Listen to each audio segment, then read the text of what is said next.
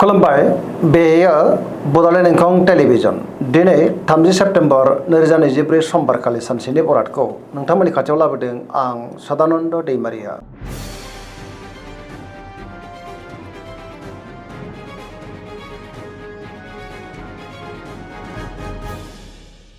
सिगां फरायनो लादों मेष राशि गिबि हांखो अ ल दिनैनि साना जोबोर मोजां।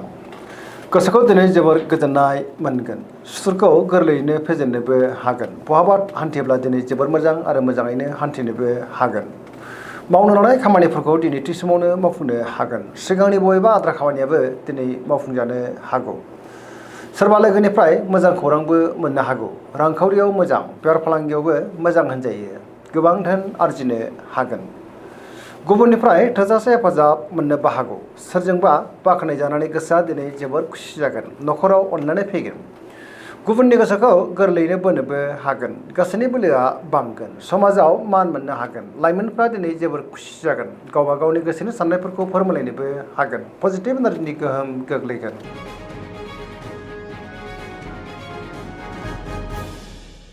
वृष राशि गिबि हांखो इ उ ब दिनैनि साना जोबोर मोजां। गोसोआ जोबोर खुसि जागोन।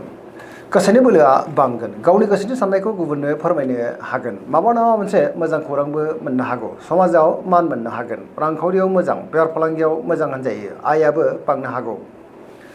न'खराव दिनै अननानै फैगोन। बिदा फंबायनिफ्राय थोजासे हेफाजाब मोननोबो हागौ। देहाया दिनै मोजाङैनो थागोन। गुबुननिफ्राय मोजां खौरां मोननानै गोसोआ दिनै जोबोर खुसि जानोबो हागौ। जायखि खामानि मावानो दिनै मोनफ्रोमबो खामानिखौनो गोरलैयैनो मावफुंनो हागोन। सिगांनि बबेबा जेंनाखौबो दिनै गोरलैयैनो सुस्रांनो हागोन। लोगोफोरनिफ्राय अनसायनाय मोननो हागौ। पजिटिभ एनार्जिनि गोहोम गोग्लैगोन।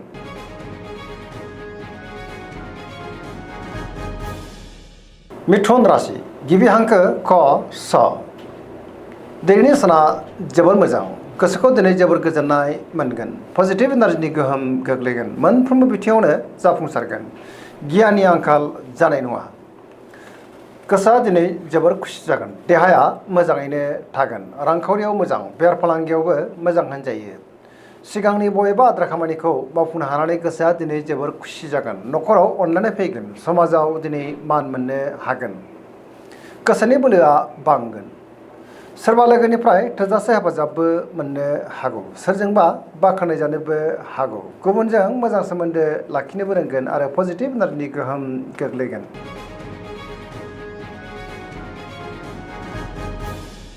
कर्कट राशि गिबि हांखो ड ह दिनैनि साना जोबोर मोजां। गोसोखौ दिनै जोबोर गोजोननाय मोनगोन। बहाबा हान्थिनो एबा दावबायनो खाबु मोननोबो हागौ। सोरबा लोगोजों बाख्नाय जानो हागौ। गोसोनि साननायफ्रा दिनै मोगथाङाव जाफुंगोन। गोसोआव पजिटिभ साननाय फैगोन। मावनो लानाय खामानिखौ दिनै थि समावनो आरो गोरलैयैनो मावफुंनोबो हागोन। रांखावरियाव मोजां, बेफार फालांगियावबो मोजां होनजायो। समाजाव लोगो लेवा बांगोन। देहाया दिनै मोजाङैनो थागोन। गुबुननिफ्राय थोजासे हेफाजाब मोननो हागौ। बिमा बिफानि अननाय आरो बोरखौ मोननो हागोन। समाजाव बयजोंबो मान होजागोन। फरायसाफ्रा दिनै फरायनायाव गोसो दुंखांगोन आरो मोजां फिथाइ मोननोबो हागोन। लाइमोनफ्रा जोबोर खुसि जागोन। गावबा गावनि गोसोनि साननायखौ फोरमायलायनोबो हागोन आरो पजिटिभ एनार्जिनि गोहोम गोग्लैगोन। धोरोमारि बिथिङावबो दिनै गोसो दुंखांनो हागौ।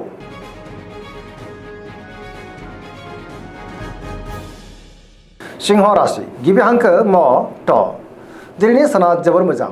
गोसोआव पजिटिभ साननाय फैगोन। गोथों आरो गोग्गो साननो रोंगोन। गियाननि आंखाल जानाय नङा। मावनो लानाय खामानिफोरखौ दिनै थि समावनो आरो गोरलैयैनो मावफुंनोबो हागोन। सोरबा लोगोनिफ्राय थोजासे हेफाजाबबो मोननो हागौ। बहाबा दावबायनो एबा हान्थिनो खाबु मोनगोन। रांखावरियाव जोबोर मोजां। अब्लाबो नाथाय खरसायाबो बांनो हागौ। बेफार फालांगियाव दिनै जोबोर मोजां मुलाम्फा मोनगोन। गोसोनि साननायखौ गुबुननो फोरमायनोबो हागोन। न'खराव अननानै फैगोन। समाजाव दिनै मान मोननो हागोन।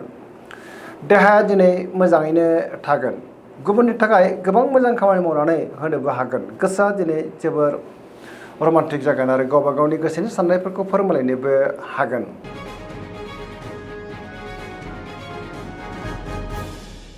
कन्या राशि गिबि हांखो प ट दिनैनि साना मोजां आरो गाज्रिनि गेजेरजों बाबेरलांनो हागौ। गुबुननि थाखाय नाङा फाङा जेंनायाव गोग्लैनांनोबो हागौ। नेगेटिभ एनार्जिनि गोहोम गोग्लैनोबो हागौ। गोसोआव गोनो गोथो साननाय फैगोन। गियाननि आंखाल जानोबो हागौ। रांखावरियाव बारा मोजां नङा। नाङा फाङा खरसाया बांनो हागौ। बेफार फालांगियाव बारा मोजां नङा होनजायो।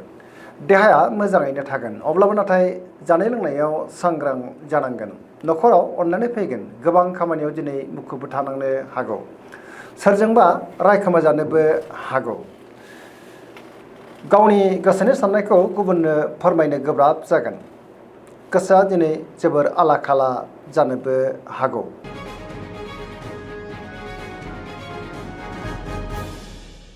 तुला राशि गिबि हांखो र ट दिनैनि साना मोजां आरो गाज्रिनि गेजेरजों बाबेनलांनो हागौ गोसोनि साननायफ्रा देबोरनांगोन गुबुननि थाखाय दिनै नाङा फाङा जेंनायाव गोग्लैनांनोबो हागौ गोसोआव गोनो गोथो साननाय फैनोबो हागौ मावनो लानाय खामानिखौ मावफुंनो गोब्राब जानो हागौ देहाया मोजाङै थागोन अब्लाबो नाथाय जानाय लोंनायाव सांग्रां जानांगोन रांखावरियाव बारा मोजां नङा नाङा फाङा खरसाया बांनो हागौ बेफार फालांगियावबो दिनै बारा मोजां नङा होनजायो न'खराव बिसि फिसायनि गेजेराव अनलायनाय फैगोन समाजाव मान मोनगोन गुबुननि गोसोखौ बोनो गोब्राब जानोबो हागौ लोगोफोरनिफ्राय हेफाजाब लानांनोबो हागौ गोदान खामानियाव आखाइ होजेननो हानाय नङा सेंग्रा सिख्लाफ्रा दिनै जोबोर आला खाला जागोन गावबा गावनि गोसोनि साननायखौ फोरमायलायनोबो गोब्राब जानोबो हागौ आरो नेगेटिभ एनार्जिनि गोहोमबो गोग्लैनो हागौ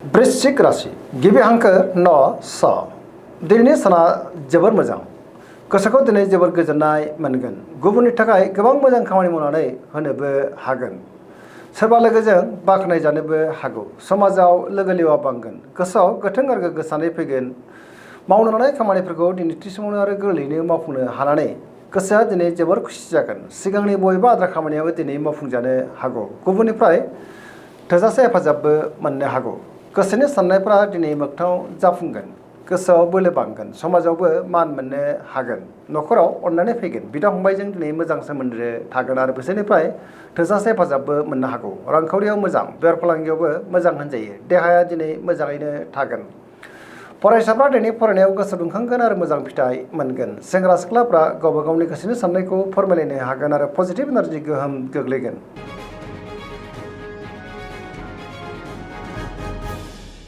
धनु राशि गिबि हांखो ध फ भ दिनैनि साना मोजां आरो गाज्रिनि गेजेरजों बाबेलांनो हागौ गोसोआव गोनो गोथो साननाय फैगोन गुबुननि थाखाय नाङा फाङा जेंनायाव गोग्लैनांनोबो हागौ सुथुरनि गाज्रि नोजोर थानोबो हागौ मावनो लानाय खामानिखौ मावफुंनायाव माबा नङा मोनसे हेंथा फैनोबो हागौ गोसोनि साननायफ्रा दिनै देबारनांगोन रांखावरियाव बारा मोजां नङा नाङा फाङा खरसाया बांनो हागौ बेफार फालांगियाव बारा मोजां नङा होनजायो समाजाव मानहानि जालांनोबो हागौ बहाबा हान्थियोब्ला दिनै लामा सामायाव सांग्रां जानांगोन देहाया मोजाङै थागोन अब्लाबो नाथाय जानाय लोंनायाव सांग्रां जानांगोन न'खराव अननानै फैगोन बिदा फंबायनिफ्राय हेफाजाबखौ मोननो हागौ लाइमोनफोरनि गोसोआ दिनै जोबोर आला खाला जागोन नेगेटिभ एनार्जिनि गोहोम गोग्लैनोबो हागौ गावबा गावनि गोसोनि साननायखौ फोरमायलायनोबो गोब्राब जानोबो हागौ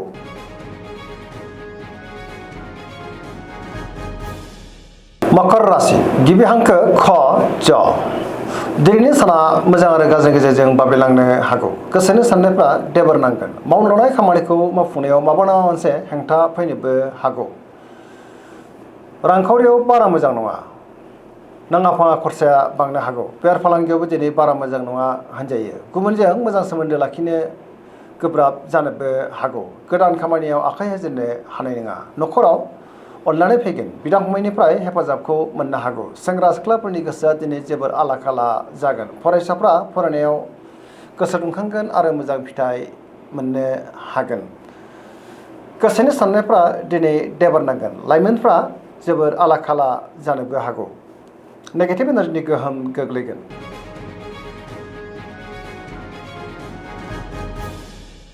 कुम्भ राशि गिबि हांखो ग स दिनैनि साना जोबोर मोजां गोसोखौ दिनै जोबोर गोजोननाय मोनगोन गुबुननि थाखाय दिनै गोबां मोजां खामानि मावनानै होनोबो हागोन मावनो लानाय खामानिफोरखौ दिनै थि समावनो आरो गोरलैयैनो मावफुंनो हागोन सिगांनि बबेबा आद्रा खामानियाबो मावफुंजानो हागौ समाजाव मान मोनगोन गोबां मावनांगा सुबुंजों दिनै लोगो मोनज्लायनोबो हागौ रांखावरियाव मोजां बेफार फालांगियावबो मोजां होनजायो देहाया दिनै मोजाङैनो थागोन अब्लाबो नाथाय जानाय लोंनायाव सांग्रां जानांगोन न'खराव अननानै फैगोन गुबुननिफ्राय थोजासे हेफाजाब मोननो हागौ बहाबा हान्थियोब्ला दिनै जोबोर मोजां आरो मोजाङैनो हान्थिनोबो हागोन पजिटिभ एनार्जिनि गोहोम गोग्लैगोन सेंग्रा सिख्लाफ्रा गावबा गावनि गोसोनि साननायखौ फोरमायलायनोबो हागोन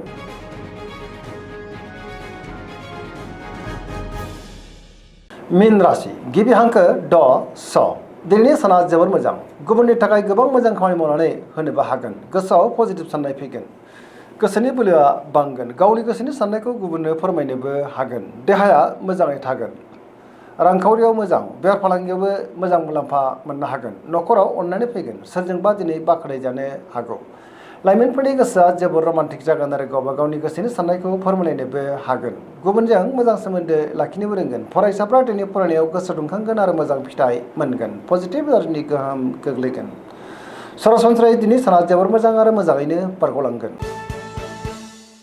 दिनैनि राशि फरायथिनाया एसेनोसै जोबनायाव बेखौनो खावलायो जाहाथे नोंथांमोना सानफ्रामबो जोंनि बे बड'लेण्ड इंखं टेलिभिजनखौ नायबाय थायो आरो साबस्क्राइब खालामो लोगोसे लाइक खालामो आरो शेयार खालामो एसेनोसै गोजोन्थों।